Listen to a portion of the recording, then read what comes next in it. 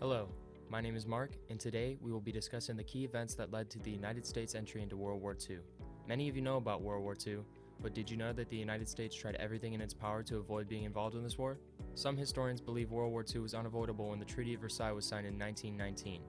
This treaty was overly harsh with its economic demands of Germany, pushing the country into anarchy and paving the way for Adolf Hitler's rise to power. The Treaty of Versailles was a product of World War I. Americans, at least after World War I, started to believe that war was a waste of blood. Americans learned various lessons from World War I and decided to adopt the practice of isolationism. Isolationists advocated non-involvement in European and Asian conflicts and non-entanglement in international politics.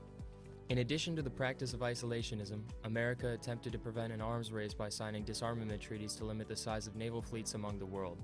In 1928, the signing of the Kellogg-Briand Treaty outlawed war as an instrument of national policy. And between 1935 and 1937, Congress passed a series of neutrality acts to prevent American bankers and arms makers from making a huge profit by providing loans or selling arms to nations at war. Spoiler alert, none of these attempts at isolationism worked in the overall scheme of things. Various factors came together in order to push the United States into joining the Second World War. The factors include the following.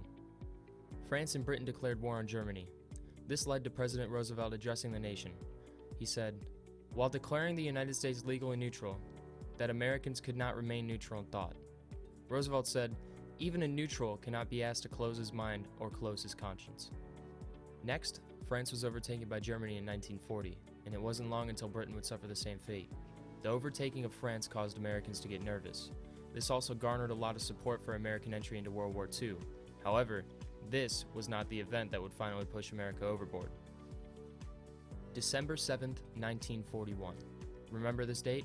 This is the day that the Japanese invaded Pearl Harbor, killing 2,335 people and wounding another 1,200. This is the event that finally causes America to enter World War II. So, even though America tried everything in its power to remain neutral, who's to say what the world would be like today had America not been forced into war? Would the Axis powers continue to dominate a great portion of our world?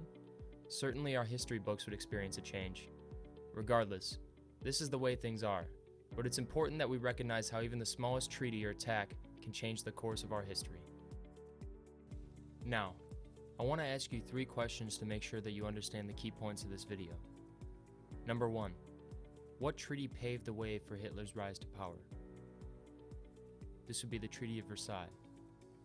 Number 2, what event pushed the US into World War II?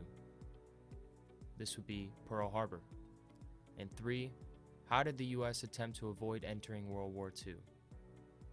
The answer? Various treaties, as well as the adoption of isolationism. Thank you.